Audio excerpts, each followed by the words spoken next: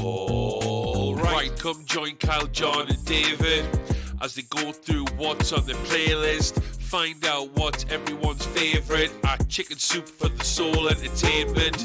We have a few segments, to be honest, in and out points, no celebs and the gossip. Back in time where we talk about the big M's, coming attractions, what the cue, quick checks, who'll be laughing, you abundantly. Welcome to Dual Redundancy.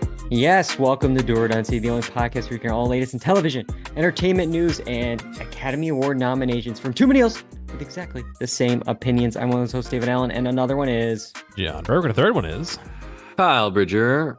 I would say that I am the Oppenheimer because I am a nuclear bomb to this podcast. To Jon's Maestro because he's the conductor. And Dave can be Barbie because he's our pretty face. I'm the Barbie girl just living in a Barbie world. We are all Academy Award nominated movies. Look at us. We did it. Who would have thought? It was probably figured for those. There were a good chance that those would be the Oscar nominees. We will break down all of the Oscar nominations that came out yesterday morning, all the different categories, all the snubs, all the surprises. We got all that. Then we got some quick checks on some movies, one of which did quite well at the Academy Award nominations. The other one is Saltburn. We'll get to that. We got Fargo, and we got some television news that came out earlier today about The Daily Show. So much to do tonight. We're going to jump right in, and we're not going to start with in and out points. We're going to start with the Oscars. Let's play the clip. I think you're looking at an Academy Award nomination also. Did he just say what I thought he said? What? Yes, Victor! Oscars. I smell Oscars. You see what a little buzz can do in this town? I predicted it. I said this is the one. This is the vehicle. Morley, you told me not to do it.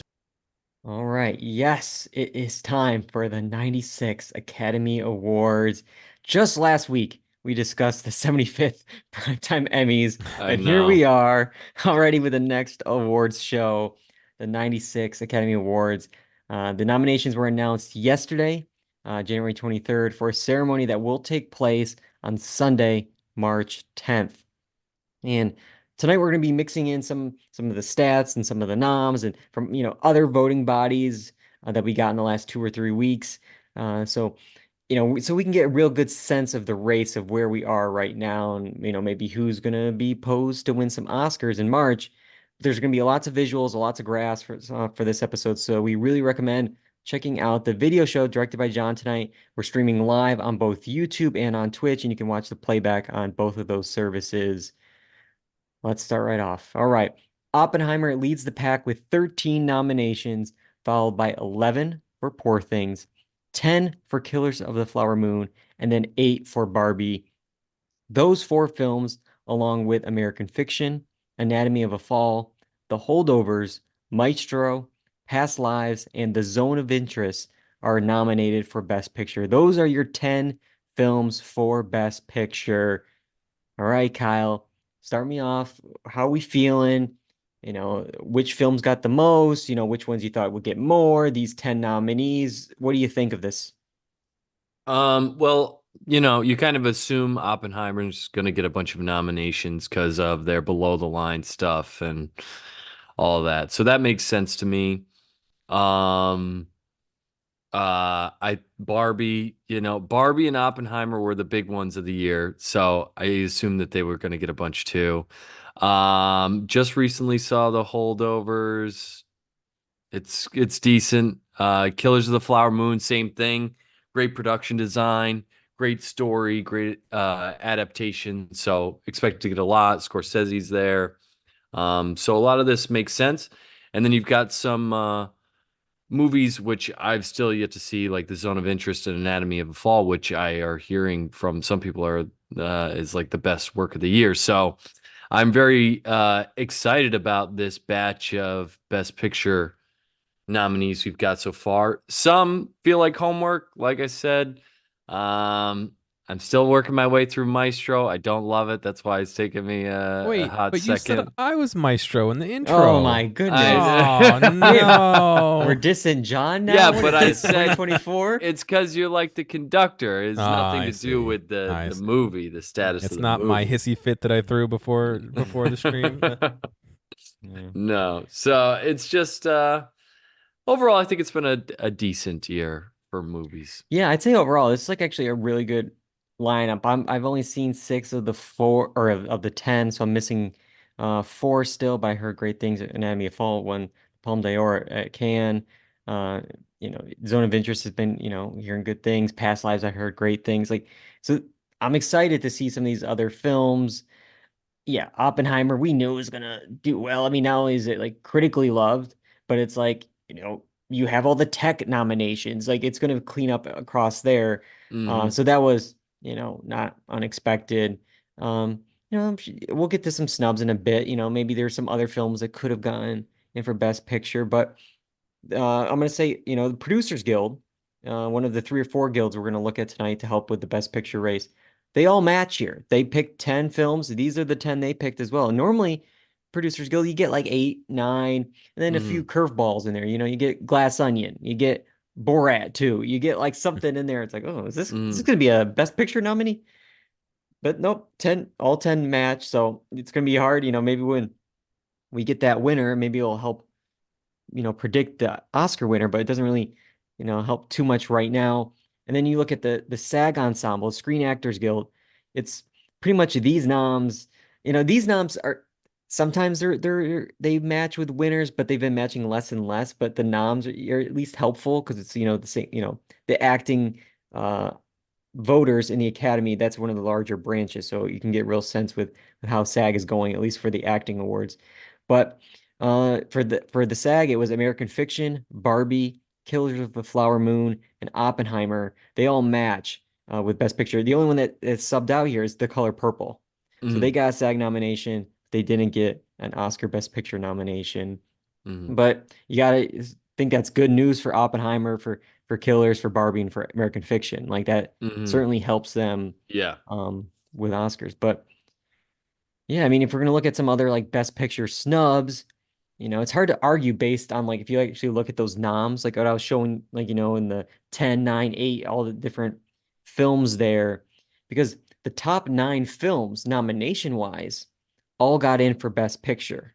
It's Napoleon actually has one more than Past Lives. So Past Lives has 2 nominations. Napoleon has 3 nominations. So maybe it's like, I guess you could argue it's like, oh, should Napoleon have been on this list? But like, then you look at like which nominations actually like Napoleon got versus Past Lives. Past Lives got a screenplay nomination. Napoleon got more of like the tech nomination. So, so it's like, so it makes sense. Like these are like, they got picked up hardware in other places. They're gonna probably pick up, at least, some Best Picture noms as well. Looking at some films that maybe, missed the cut, we can just mention here. May, December. Just one nomination for screenplay, didn't get here for picture. It's an interesting one because I saw it didn't fully work for me, and I feel like with the Academy, it's a film that kind of is like not like making fun of acting, but kind of like of like Hollywood Yeah. and stuff. So it's like maybe it's just like no, we don't want to reward that I them think making fun of us. I think maybe it could have gotten some acting noms, Yeah. but Yeah, we'll talk I'm about that. fine. Yeah. I'm fine with it being off the Best Picture list. I wouldn't say it was one of the best pictures of the year. Yeah, The Color Purple, which we mentioned, got one nomination, I believe, in acting, not here for Best Picture. And then Saltburn, Priscilla, Asteroid City, all got 0 nominations. Yeah. All of Us Strangers, heard a lot of great things, especially about Hot Priest, Andrew Scott there. But got 6 BAFTA nominations, including director and screenplay, but nothing at the Oscars. Any other snubs you can think of, Kyle, or is this a pretty good top 10? No, I think this is a pretty good top 10. I I was honestly, when we'll talk about it later when we talk about Saltburn. I was entertained by Saltburn, but Yeah. I definitely don't think Yeah. it should be in the top Yeah. top I nominations. saw tweets where it's like, hey, this isn't the MTV Movie Awards here, I know. guys. This is the Oscars. Like, Yeah. I could kind of see that a little bit. I don't know if Yeah. I would go that far, but it's yeah, it's not. But Yeah. the one that is cleaning up right now is Oppenheimer, just one shy of the Mhm. Oscar nomination record. That's shared by All About Eve, Titanic, and La La Land. But they could have it could have tied it, and the one it's like missing where I think it could have gotten it is the special effects, the visual effects, because they made such a big deal. They're like, there's no visual effects in this movie; it's all practical. And then after the fact, they're like, well, wait, there are some effects, like we have to. It's like, Yeah. oh, too late. You Yeah. already ingrained that into us. Like you could have maybe gotten a nomination there too, but you Hmm. missed the short list on that. But yeah, you knew it was going to dominate.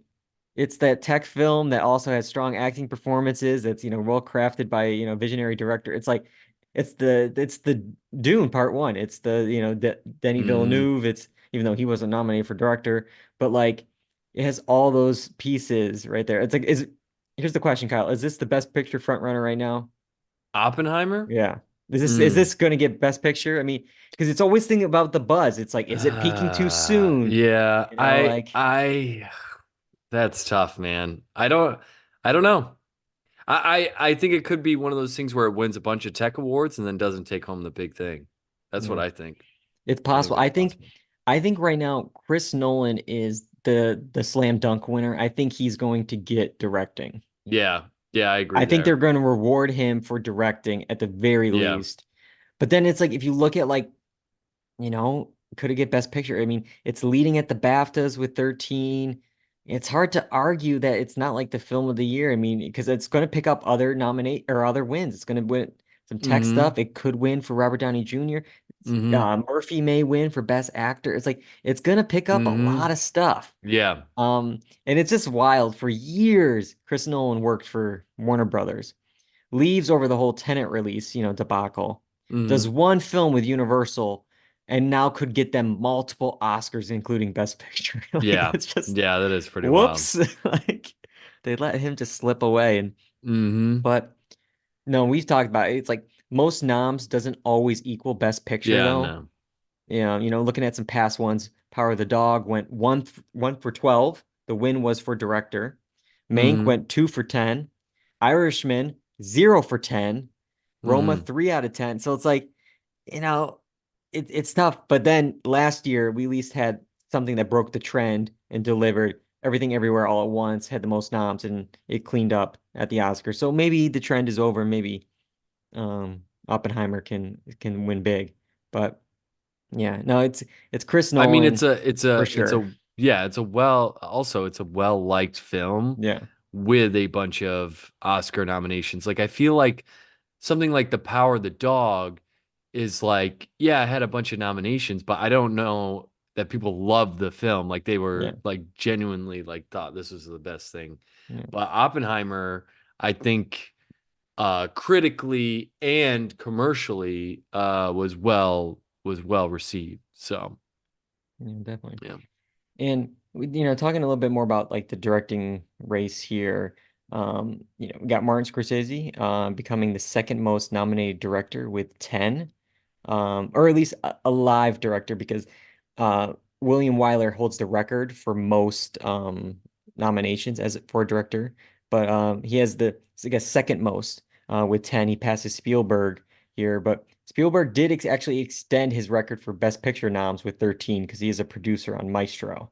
Mm, So that's pretty cool. And I guess the biggest snub here, if we're looking at it, the internet's definitely been talking about it, is Greta hmm. Gerwig Yeah. not making in for Barbie. Three of her films are Best Picture noms. She's 3 for 3 on that, but misses out on directing. And if we look at the Directors Guild, another guild here, uh, they differed on pretty much two. So the Directors Guild of America went with Greta Gerwig for Barbie, Yorgos Lanthimos for Poor Things, Christopher Nolan for Oppenheimer, Alexander Payne for The Holdovers, and Martin Scorsese for Killers of the Flower Moon. Mm, So with the Oscars, we switch out two. Justine Tourette and Jonathan Glazer for Anatomy of the Fall and The Zone of Interest, respectively, made it in hmm. over Greta Gerwig and Alexander Payne. So they, we got three that carry over. So I think it's good news for those three again to have a guild behind you.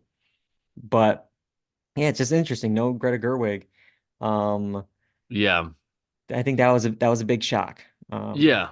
Yeah, I think so too. Yeah, I don't really know what to say about it besides it being a shock.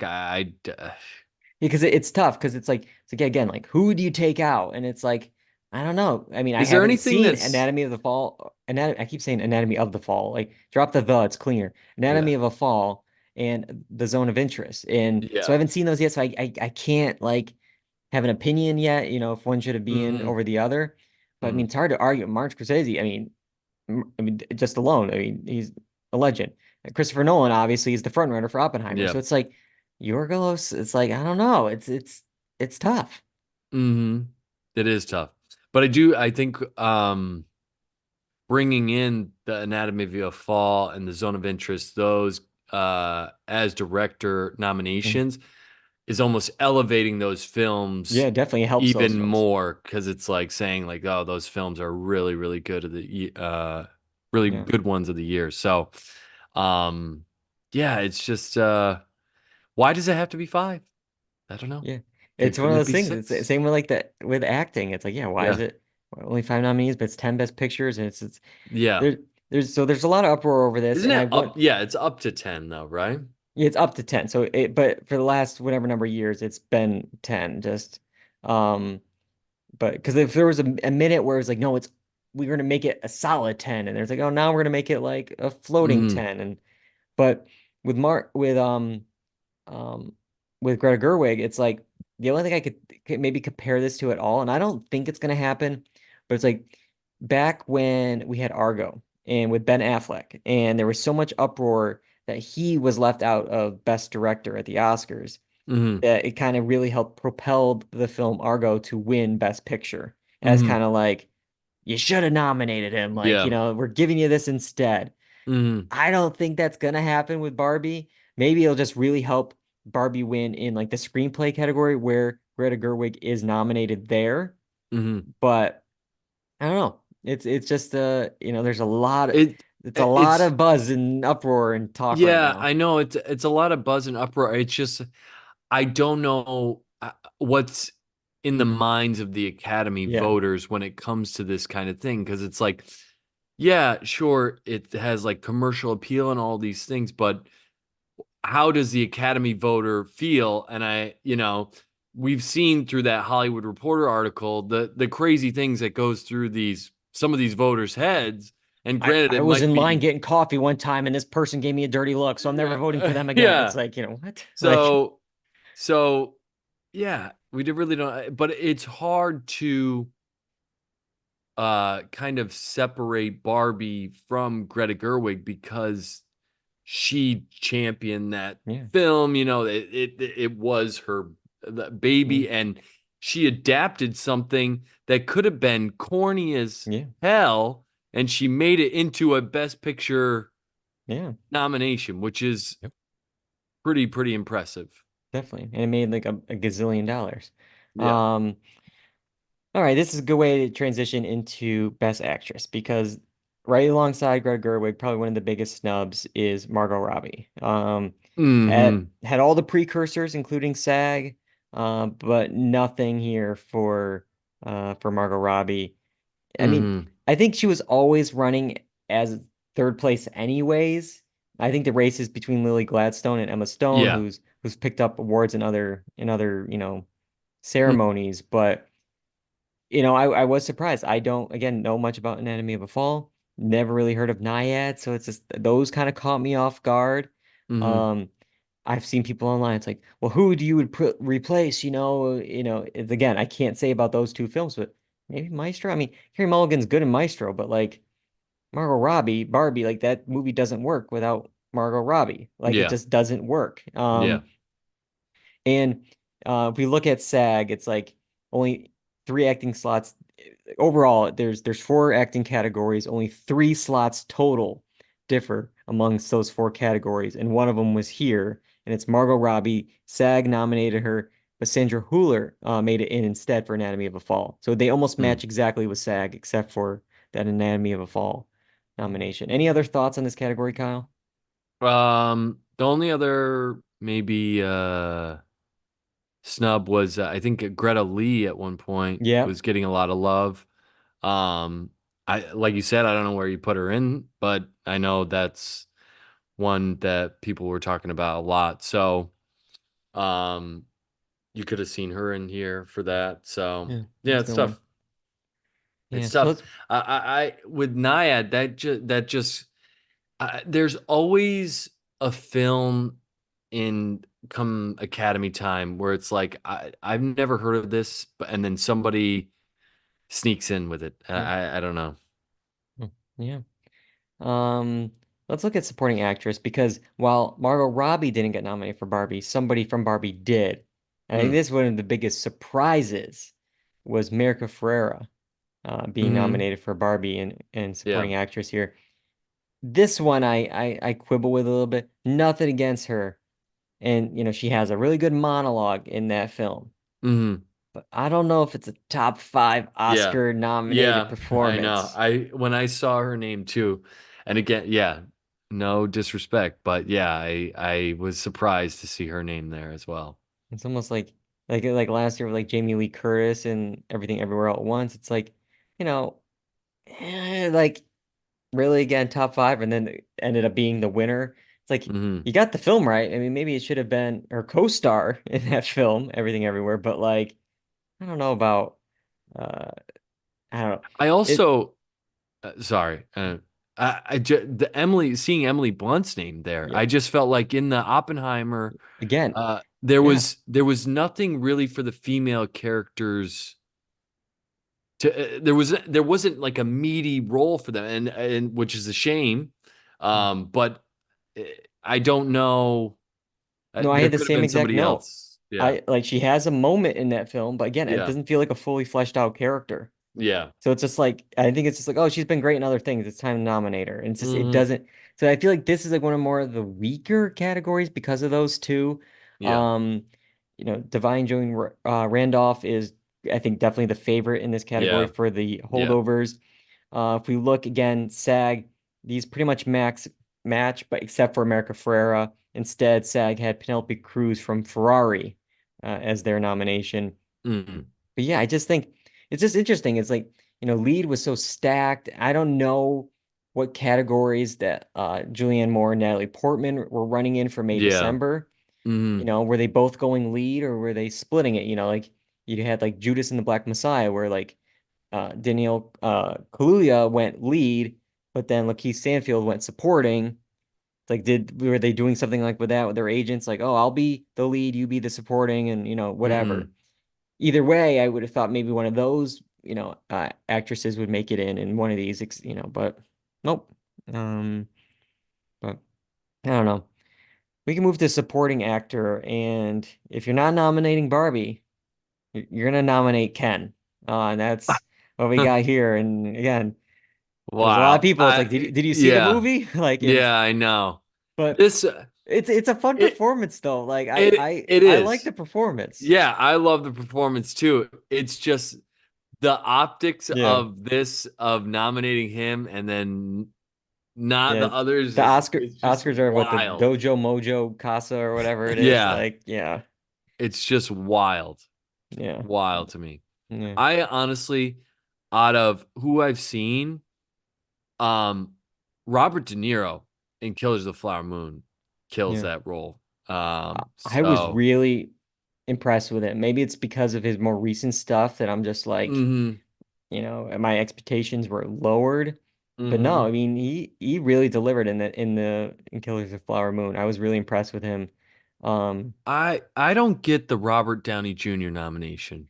I think that's one of more of like the legend thing of like he's been nominated before, he's been working for decades, he's back after doing the Marvel I thing and he's back being serious. Like I think I that's where it is. guess. So he's still the favorite in this category.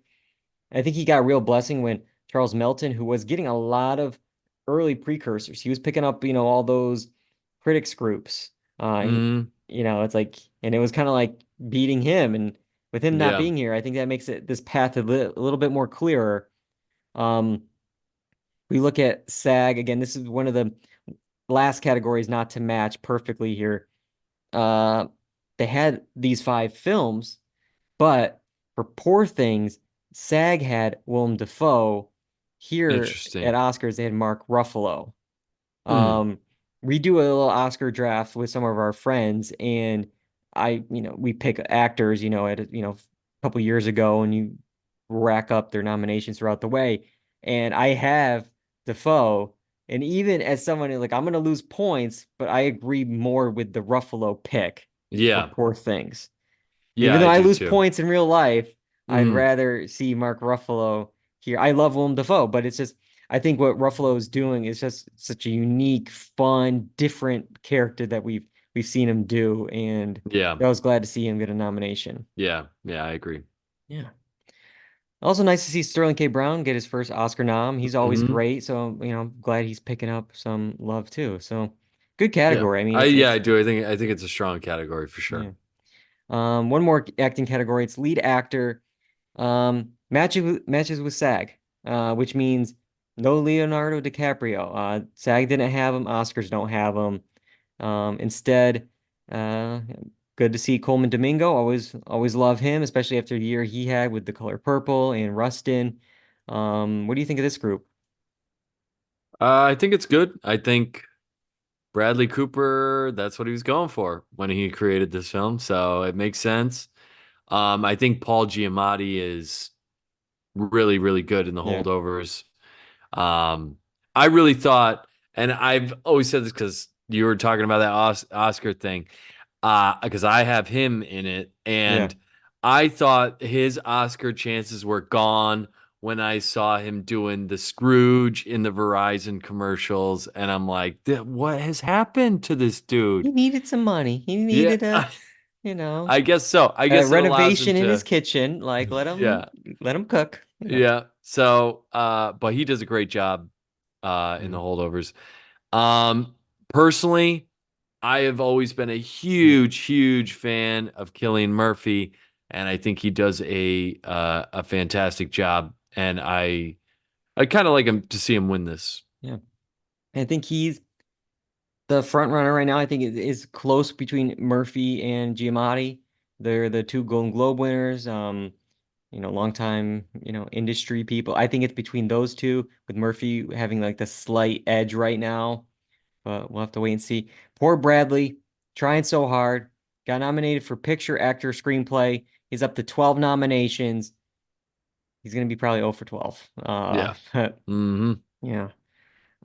Any other acting snubs? I know I saw some folks online, I'll read them, but there's Yeah. like this long shot, like Zac Efron maybe for Iron Mm. Claw, Greta Lee you mentioned, Rachel McAdams and Best Supporting Actress possibly. Any other ones stand out to you, Kyle? No, I think you have the ones that I Yeah, had. I was gonna mention the Zac Efron one, but uh, I'm interested in that movie. I just don't know how well it was received. yeah. I think So it just came out like at the wrong yeah, time. Like the promotion was in there, they waited so long to finally premiere it, and at that point, the buzz has already started, and you got to get that thing earlier. yeah, yeah, But yeah. You know what I'm surprised by? I feel like Past Lives came out a while ago, and it yeah, still yeah, seems to be tracking okay. yeah. So I think it's a well-liked movie. Yeah, and yeah, so we got 2 nominations for Best Picture and also for Screenplay, and that's a great transition to talk about the 2 categories for Screenplay.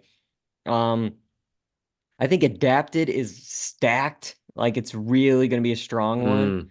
Mm, Um, Initially, yeah. Barbie was supposed to was almost seen as the front runner in original screenplay, but then for some reason, I guess it's based on toys. Like it's based on it's there's a lot also uproar on like is it Okay. really like adapted? Because it Yeah. is an original idea. Yeah. Because it's like if you look at this, it's like well, Maestro is based on a person. Like Yeah. Yeah. it's like May December. It's a similar story to a real life case, and they're taking Yeah. like Yeah. actual lines of dialogue from interviews for that. Yeah. So it's I like, don't like that. Yeah. This is silly. what are we doing? But Hmm.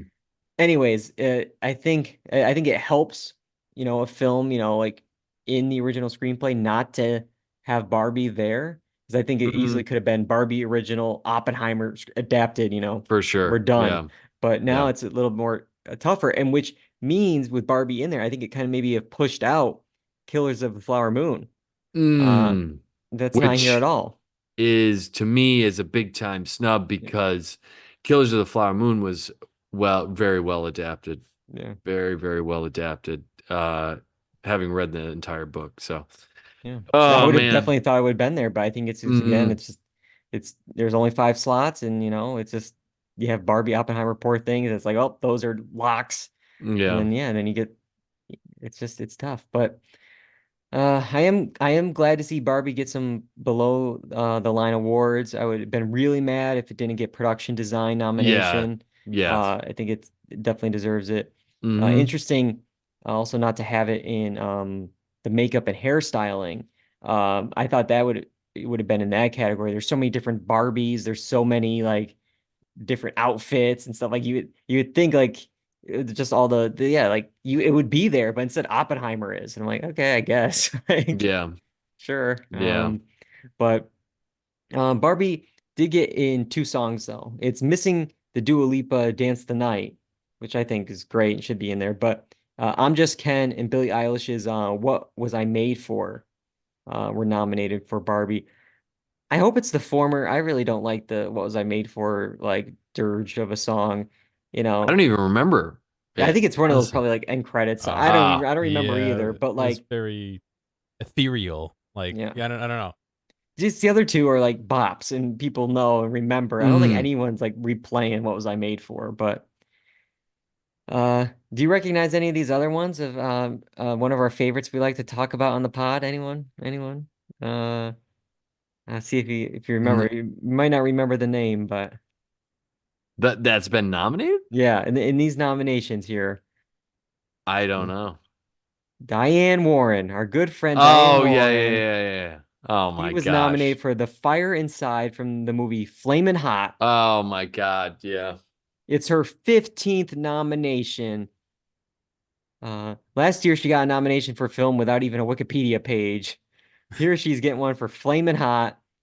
It's just the list is just it goes on and on, and it's just like I feel like it's just like did Diane Warren make a song this year? What film was it? And it Yeah. doesn't matter. Just write her in. Or maybe it's somebody's cruel prank. Like we're just Oh, gonna nominate her every Yeah. year and never give it to Because her. here's the thing: was Flamin' Hot even released in theaters? Like that's one of the rules. Yeah. It has to be in theaters, and I don't know if it I don't was. know. But anyways, the Academy did give her an honorary award last year, though. It kind of was like, here's an Oscar. You got 14 nominations, but here we're giving her a 15th nomination. But It's like the transfer card yeah. in like some games. You like you trade in 5, you get one back. Um, John Batiste though got one for his song from American Symphony. Many thought that was going to be the documentary to beat in the documentary category. Uh, Either that film or Still, a Michael J. Fox movie, Mm, but both of them missed the doc nomination. And it reminds me of like, past few years where you have like this critically loved favorite, like Won't You Be My Neighbor, Three Identical Strangers, films that were like huge at the box office and people loved and thought this was the winner, then doesn't even get nominated. mm, So that was a surprise. I will say though, maybe I would have to look at the actual rules. I love Michael J. Fox. Everyone knows that. I hmm. am confused on people saying it was snubbed because I thought it was up for Emmys. It got Emmy nominations. So after that whole OJ Made in America thing where it won Hmm. both, I thought you had to pick now. They're like, no, you're submitting for Oscars or you're submitting for Emmys. You can't win the doc for both an Oscar and an Yeah. Emmy. Like you Yeah, can't it do doesn't both. yeah. So I don't know. Maybe there was some loophole I don't know about with this, but um Or either way, it didn't get a maybe you're nomination. catching them right here Yeah. and the Academy will look at us as a source Yeah. for catching their double dip. We'll be there. We'll be there to check him. Speaking of music, John Williams got his 54th Oscar nomination for Indiana Jones wow. 5. That extends the record of the most nominated person alive, and he's also the oldest nominee at age 91. The all-time record for Oscar nominations is 59, which is held by Walt Disney. So Wow. I don't know. I don't think he's gonna. Maybe. Does he have 5 more films in him? Maybe. But I we'll mean, wait and see. if I was somebody looking to get an Oscar for a film, I'd look to have him as doing or at least the Oscar score. nomination. Maybe get John Williams and Diane Warren teaming up, Yeah. guaranteed an Oscar nomination at Yeah. least. And then one last one I'll bring up before I'll throw it to you guys if you have any other ones. The first Mission Impossible movie to get some Academy love. Got Best Sound and Best Visual Effects. And at first I thought, oh man, Marvel missed out on visual effects. And it's like, nope, Guardians is still there. Yeah. But hey, at least no Ant-Man Quantumanium, whatever that mess Yeah. was. So Yeah. yeah. Any other below the line stuff, Kyle, that you want to mention? Any of these tech awards? Well, just going back to the makeup and hairstyling, it's just hilarious to me that Maestro got it. I mean, After all the after all bad the press, hoopla with the so it's just between that and then the Barbie stuff, it's just like what is happening? But no, I don't think I have anything else. Yeah, we did pretty good covering it. Yeah. I'll be interested to see how the ratings do for this, because Well, there's when you have been Barbie and Oppenheimer, you Yeah, would hope that's the it's going to thing. be higher. That's the thing. It's like they've always complained, oh, the films are too small and indie and no one watches the film. So that's why the ratings are so down. Well, it's like these films, I think the nominations probably just between Oppenheimer and Barbie alone, but if you do all the top 10 here, over 2.5 billion worldwide. Like, you have people interested. Like, and I don't know, we'll see. I mean, Jimmy Kimmel is back for host. The Emmys hit an historic low, but the Golden Globes are slightly up. The Oscars are always at the end of the award season, so who the hell knows? But they can't complain that the films are not watched because everyone has seen Oppenheimer and Barbie. Yeah. So, yeah.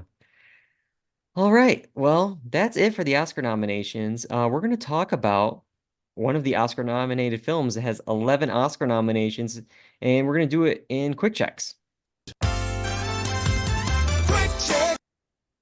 All right. Yeah, I'm going to talk about Poor Things for a bit. Came out on December 8th. It's been trickling out into other theaters nationwide since then. Kyle and I saw it back on December 8th, so it's not too fresh in our minds, but we had to talk about it with so many Oscar nominations. And just to set it up a little bit here, Bella, played by Emma Stone, is a young woman brought back to life by scientist Dr. Baxter, who's played by Willem Dafoe. Under Baxter's protection, Bella is eager to learn and eager to experience the world. So she runs off with Duncan, Mark Ruffalo, or who's played by Mark Ruffalo, who is a very slick lawyer who, and they get into some trouble business, and they do some other things. And she really does experience life, and she kind of changes throughout the movie from a woman with like a child's brain to maybe a full-fledged adult. So a lot goes on in this. It's I was excited for it. Yorgos Lanthimos, it's the favorite. I like The Lobster, Killing of Sacred Deer. He's always up to something, and I'm always intrigued by it. Plus, you have the cast of Stone, Ruffalo, Rami Youssef, Margaret Qualley, Willem Dafoe. So I'm like, this is made for me. And yeah, it is a wild plot. And describing it may sound a little icky when it's like the amount of like wild graphic sex that Emma Stone's character has, who technically has the mind of a child. It's like this is a little icky when you actually stop and think about it. But Emma Stone fully commits to the performance. There's some really fun comedic bits, but I think overall maybe my expectations were so high that maybe I was like a bit let down. It's still very good, but maybe not as good as I heard or expected it to be. And for me, I feel like it ran a little long. Like once we got to like the brothel in Paris, I really started to feel the time. And that was like before she, goes back and spoiler, runs off with her original husband and then has to escape that. And it's like, oh wow, we're doing a lot here. It's like maybe if we cut some of those sex scenes, just a couple of them, it could have been a little bit of a tighter production here. But yeah, that's my thoughts on Poor Things. What do you feel about it, Kyle? I liked it. I thought it was funny. There's a lot. Mark Ruffalo's great. Yeah, he's really good at this. He like pulls off a lot of those comedic bits, and I think you're right about Emma Stone. Like her performance with that, makes She that commits. part, even better. I just thought the acting overall was very, very well done. Like Willem Dafoe and that kind of creepy facial thing he's got going on, but the burping machine kind of. yeah. So what I found interesting about this movie was that it kind of seemed like timeless, in that it could have been like, you couldn't tell if it was in the past or if it was in like this weird future or like this make believe. Like It was just steampunk, like Tim Burton kind of thing. Yeah, it was interesting in that way, and I thought the writing was really well done because it put these different male characters in different perspectives in relation to the female, and it kind of just the dumb child female asking the simple questions to these men that have like are going by these norms and culture, and then being confronted with it when it's so like plain and simple has just led to a lot of comedic bits. So I think the writing in itself was very good as well. So yeah, I liked it. I liked it. I thought it was funny. I think I had it like a 4 out of 5. Like it, I think you that's know, what too. I maybe wanted a little bit more, but it's still solid. All right, this might be like a great double feature, and it's John's film here. What do you got, John? Saltburn. I don't know if I want to own this one, but It's yours. yeah, It's yours, Maestro. It was not my choice to watch. No. This is a weird one. This is a really weird one. The story is kind of the story of this university aged. I don't know what it would be over there. I think it's at Oxford. I think. Yeah. University age kid who it seems like he's kind of had a rough life, and he, he's finally on his own, and he meets somebody who's very well off and is kind of nice to him, and as the story progresses, we kind of see that he's trying to get in his good graces to be friends with him, and he's a bit sad when things aren't working out, but he eventually goes over to their place for the summer because his family is dysfunctional and his dad just died and all this stuff. And then we kind of learn, a little bit of spoiler here, that that's not really the case. There's a couple things in there that maybe he embellished or straight up lied about, and the story takes a weird twist at the end with him.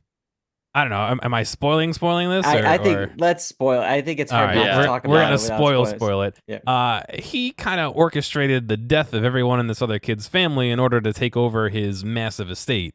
I think the only person he might not have killed is the father, who seems to have maybe died of natural causes. Yeah, but I mean, he seems like he put too much coke in his friend's drink so that he would overdose, and he kind of set up his friend's sister to commit suicide, and he pulled the tube out of the mother's, her breathing tube out while she was on her last legs, and he was setting up one of their other friends to take the fall for stealing stuff, and so the twist is that he's orchestrating this, not that he's just unfortunate and happens to inherit his friend's stuff. So very weird. A couple of scenes that were kind of gross and unnecessary, like slurping bathtub water. Yeah, I don't think I'd want to touch a drain like that with my tongue on a good day, let alone as someone bathed in it. So that was pretty unnecessary maybe, but overall it was just weird. Not my favorite film of the year for sure. So like going into this, I didn't think it was going to get like 8 Oscar nominations. I thought maybe like 1, maybe, something, whatever. Because it did get 5 BAFTAs, 3 Critics' Choice, 2 Golden Globes. It's like, oh, maybe it'll get something here. It got 0, so, whatever. We all had seen it, so like it'd be fun to talk about. I agree with a lot what you're saying, John. So this is Emerald Fennell's follow-up to Promising Young Woman. And like that film, not everything fully connected for me in this. There's some moments that I enjoyed, and I was riveted by what was going on. And then there's others where I felt like probably the stuff you're talking about, it was for the memes or for the shock value. It didn't really. I appreciate the attempt to be bold, but like, what are we doing? Like, I don't know. Like, where does it? This actually make sense? And I think you actually, the more you think about the film, it's like does this actually make sense? Like, Yeah. like Oliver's plan, really playing the long game on this, where it's like Mhm. summer of 2006, he kills most of the family, only to finish everyone off 16 years later. To get, like it's like he Yeah. really was thinking about this for a long time, and then it's like, like this, he has this master plan, but it's also like, why? Like everyone Mm. seemed like a nice guy to him. Like, sure, Farley was annoying, but like Jacob Elordi's character was nice to him. He helped him Yeah. out. Like, why Yep. burn everything down? Like, so like, I don't know. It's just there's a lot of stuff that's like, okay, like the colors, production design looked great. I liked how Yeah. they shot it in like this aspect ratio I think was reading to like highlight the length and height of the Saltburn estate. You can really see it when it has a different aspect ratio to see it like taller and stuff like that. But yeah, it's a film. Don't watch it with your parents. I'll say that. But Yeah. Kyle, what did you Maybe think? consider not watching it at all. No. Um, what did you ask? What I Yeah, thought what of? did you? Yeah, I honestly, it wasn't my favorite, and mostly because I didn't like any of the characters. I yeah, hated Yeah. Yep. all of them, every single one of them. I did not like. Um, it is entertaining, yeah. but in the weirdest. You got to be into how weird these people Mm, are. Yeah. And I thought the way it was set up, where he's giving a narration and it makes it seem like a detective hmm thing, like he's giving like a deposition or Yeah. something. So I don't know if what he was saying kind of aligned with him just talking to this woman Mm, that has a tube in her throat. To me, it didn't fly. It No. felt kind of Scooby-Doo-esque. yeah. Yeah, like at um the end where it's like he's actually been doing this behind the back the whole time. all It's the like time. it Yeah. just felt like, oh, really? Like And it's a Yeah. twist for we need a twist. Yeah. Like, why Yeah. take the time to tell them if they're done? Like I guess you're just gloating at that point. Like I Yeah. don't. It's just Yeah. like it didn't make oh yeah, he's logical definitely Yeah. was sense. gloating when he's running around to murder on the dance floor there at the Oh end. yeah, I Yeah. know. That could be. I don't want to jinx it, but like for our Oscar bet, maybe we say the losers have to Oh recreate. my Nope. I Nope. don't know, John. We've won 7 times. You think we're really gonna lose it on this Oh last my one? God. Not risking it. Okay, Doesn't Oh my matter. just God. okay. Yeah, maybe not. So, Um, one thing I do want to mention with this movie is when the father eventually kicks yeah, Oliver out, I got the sense, and tell me if you felt this way, that the housekeeping and everyone was like, yeah, we know this guy is a big maybe. liar. I got that sense because Duncan had this weird vibe about him, the butler dude. And Mm, then as Oliver's leaving, they're all like waving and Staring at watching him. him and yeah, staring at him. Yeah. Like, so it gave off the sense like the help knows that this guy, because he's kind of like not like one of them, but like he's like he's you're not, familiar to yeah, us. Like yeah, you are. We can see through it because we yeah, are like in Yeah. that world a little bit yeah. more. Maybe one of them saw him at the grave at the. Yeah. Mm, I was like, hey, hang on a second. Yeah, like or yeah, one of the maids went in to clean like the bathroom or whatever. It's Yeah. like what are you doing? Like yeah, it was already gonna be a mess, and now I yeah. have to deal with this. Like but Also, yeah, we didn't even mention that part. I mean, you well, I talked mean, about the John, yeah. slurping Oh, up the the thing, grave, the yeah. grave. Oh my Yep. God. I heard that was an Or improv by Barry Cogan, what? How do you improv? Okay, never mind. or it was like his like idea. Like it was like, Yeah, hey, yeah. can we like Or I don't know. There's a bunch of scenes that were like that, like the vampire scene mm, where they talked about the two of them outside. I don't want to reveal yeah. too much or what can we talk about, but like there's just a bunch of scenes that just pushed a little too far in the direction of weird and a little Yeah. bit gross. It's definitely sometimes, you weird. know? Yeah. Well, all right. So yeah, it sounds mixed on Saltburn here. Let's see, Kyle. Finish us off. This show finished up in the last week. What do we got? What are we talking Yeah, about? so we got Fargo. Oh, I don't even know how I'm gonna sum this up, but a Yeah, just lot give us like happened. the overall like feeling of the season. Yeah. How did it pay off? Did it stick the landing kind of thing? Yeah, I think it did. I think it's the best season of Fargo by far. By far. In the past couple of years. Well, I mean, we've only had like It's one like season in the past 5. few years. No, but I mean like by far Okay. of the Oh, okay. seasons of Fargo that have come out. I think like of all the seasons, this one is the best Wow, of the best of the wait, so of wait, the past few. give me a ranking. Give me a ranking. Okay, what are I'm you so saying? confused at what you're saying. Give me a So ranking. how many Fargo seasons have there been? Like 4 or 5, So right? this is the fifth one, Yeah, I and think this is the last one we've had in a few years. That's why we're I know. So confused. I'm saying the past seasons of Fargo, I think Okay. this is the best one of the last Like three or few like seasons. all Yeah. right. Okay, of 2 seasons, And because that makes because sense I to me. all the memories, dude, combined. I So guess. to me, it's years. I'm saying Here's what years, and I mean I'll seasons. sum it up to see if we are on like the same sort of page here. To me, if I guess I would maybe put them in tiers. Seasons Hmm 1 and 2, I like to go Yeah. back and forth. I know a lot of people like 2. They're at the hmm top. Then I think the next tier is like 3 and 5, and then hmm 4, at least for me, is an incomplete because I didn't finish it. But hmm I'm like, so if I'm gonna do a quick ranking, maybe it's like 2, 1. You could quibble about 3 and 5, and then 4. Okay. Okay. So I guess it's in the middle for me, Yeah. I like. I of the thought. five. I think it would be my second favorite season. Wow. Um. So I'll just give a rundown of kind of the characters where they left Yeah. off. So we've got Dot. Um, she gets taken hostage by John Hamm's character. She's able to kind of escape in this weird, uh, you know, SWAT rundown that John Hamm and his Patriot Front crew has with the SWAT team.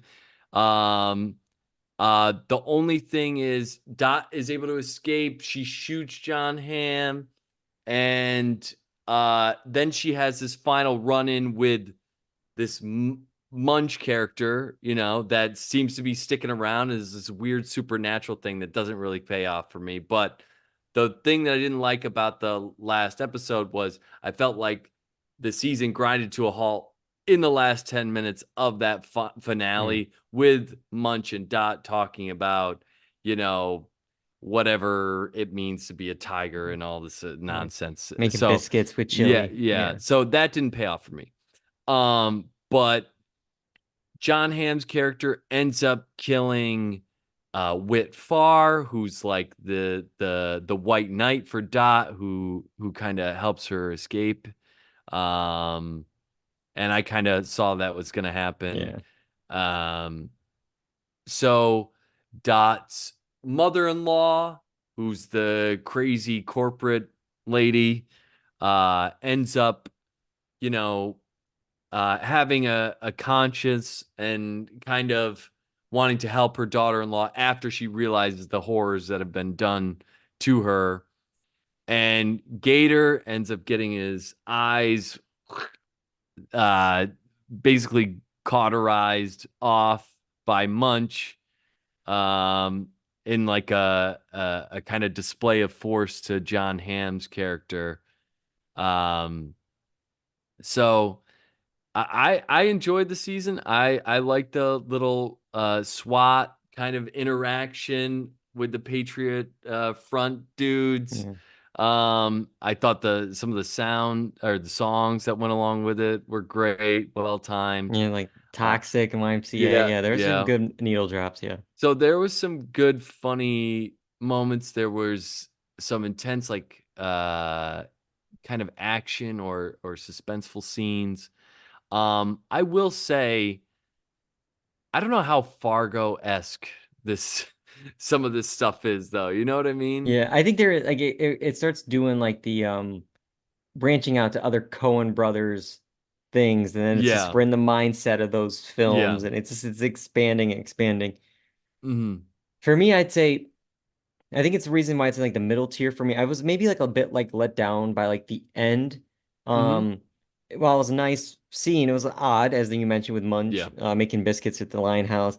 Mm, Just the rest of the finale for me felt like 6 or 7 epilogues back to back. Like I maybe sure. expected a big shootout after like all the drumming and all the hmm penultimate episode, and then it was kind of yada yada. You Yep. shoot Roy early on, then he's captured, And that's like all pretty early. So like after that build up, for all of it to like just kind of be done in like the first few minutes, it felt like a trick. It's like, why didn't the other episode just end? It's like, no, you wanted to hook us to get us, oh, big things coming. And then it was this. And I thought the season started really strong. And I just felt like it kind of spun its wheels a bit at the end. Like just kind of like some of those episodes I feel like could have been like pushed together a bit.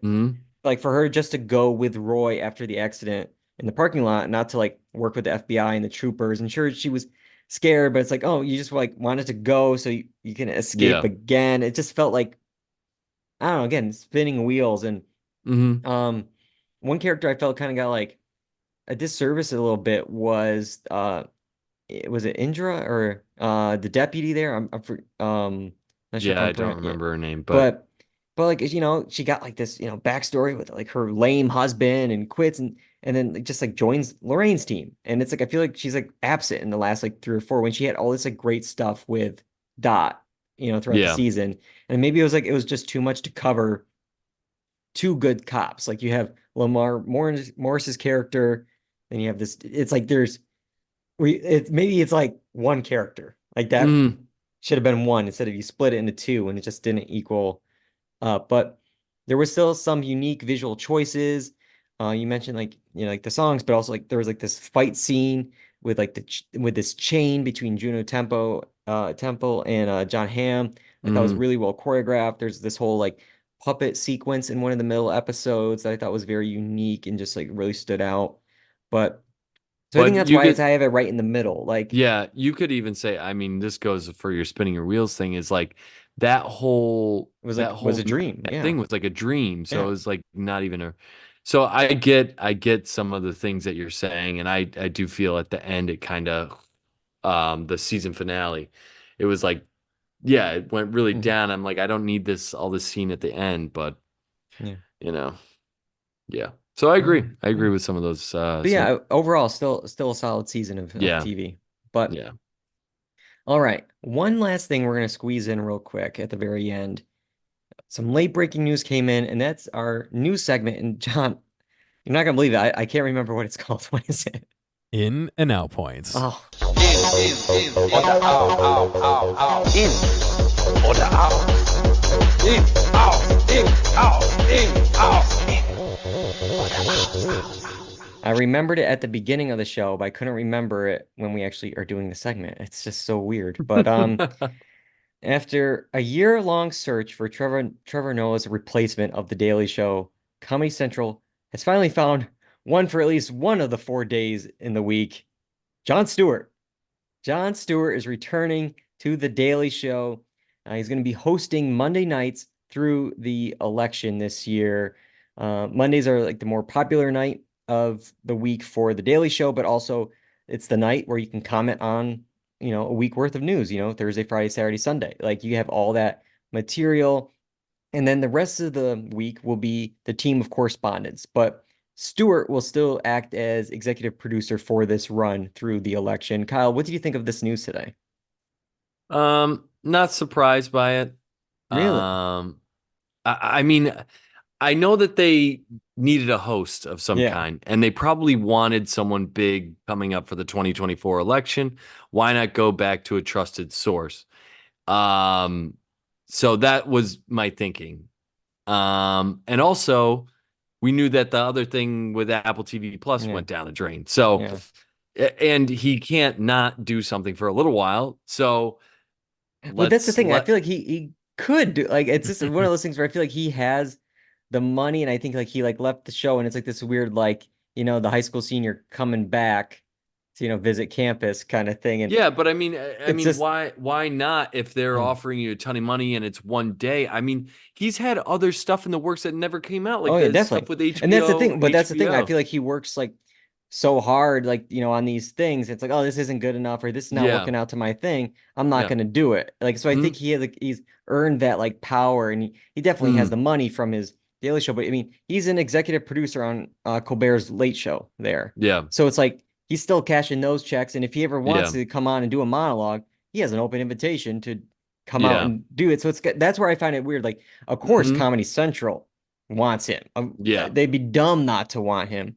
But I think for me, it's like, why did he want to He come want to back. do it, yeah. It's because it's like it's like the you know, I'm going to compare it a little bit to Bob Iger with Disney. Everyone loved him that first run of the CEO. He was doing great, and then he, retires, and the new guy not working out, and then he's like, "All right, I guess I'll come back," and now he's is unfavorable like Yeah. reviews of his work, and it's like Mhm. you left on a high note, and like, do Yeah. you really want to come back? It's like I'm sure, they gave him a dump truck of money or something, and maybe full complete control, because that was the thing with Apple. He left the show over the creative differences, he was having with Apple. I'm sure Comedy Central was like, do whatever the hell you want for as much money as you want. We would just love to have you. He's like, all right, I'll do one day, and green M&Ms and this and that, that kind of Yeah. situation. But yeah, and maybe he simply, I don't know what's going on in his own mind. Maybe he wanted to come back for the 2024 election cycle. Possibly, yeah. Just simply, maybe it was that. But I kind of feel bad for the show as a whole, because it's like, if I was one of the correspondents, I want to get a shot at this, you know what I mean? Yeah. Or I want a chance at this full-time gig. And what better time to showcase that than the 2024 election cycle? But I know for Comedy Central, that's a big risk. But if you're one of the correspondents, you got to think, hey, we're doing this all the time. Give us a shot. Yeah. Clearly, you're struggling to find some kind of host for your show. Why not just go with one of us? A proven thing that we know what we're doing with the show, and let us grow like Trevor Noah did, Yeah, I mean, because Trevor Noah, I think, was pretty new to it, and Jon Stewart said, "Yeah, I trust this guy." And obviously, like, I'm sure in Trevor Noah's tenure, he was hiring some of these correspondents, so he trusted those guys. And and I they are spinning their wheels so much about this decision. I mean, Roy Wood Jr. even jokes at the Emmys. You can see him mouthing like, "Hire a host," because it's like, you've done so many celebrities, you've done all the correspondents, they've all hosted multiple weeks. And it's just like, okay, now you have some ratings data, you have some test, footage, you have the material, decide on somebody. And maybe that's the thing with this one, where it's like, maybe this was been ruminating for a long time, and that's why they kept like stalling a little bit. It's like, oh, we almost have Stewart. We almost have Stewart. Just keep going. Like, and I did see something in this Hollywood Reporter article that Hassan Minhaj was almost all but signed to take over the role. But then there was that article from the New Yorker about him possibly, making up or exaggerating autobiographical, material from his routines. And I guess they felt, very skittish about that, and they kind of derailed the whole thing. Meanwhile, yeah, you have someone like Roy Wood Jr., who the internet was ready for. They want it. He wants it. But he was also like, I'm sick of waiting around. If you're not going to make this decision, I'm going to leave and do something else. Yeah. It's like, what is he going to do? Maybe next thing you know, he's going to do something with another network, and it's going to be Last Week Tonight with Roy Wood Jr. And it's like, you just lost another one, to a different network. You like, sign him when you have the chance. But I don't know. Ronnie Chang's still with the show, right?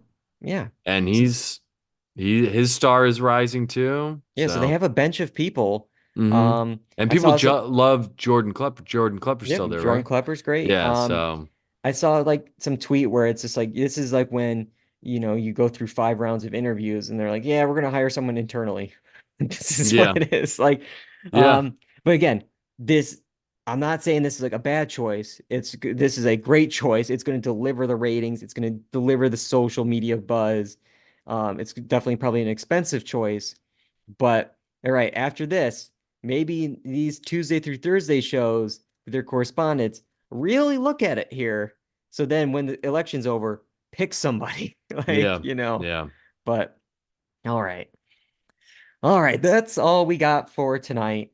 We are going to be, let's see, taking next week off, but then we are going to be back in February. We're going to be back on Wednesday night. I think it's February 7th, to discuss.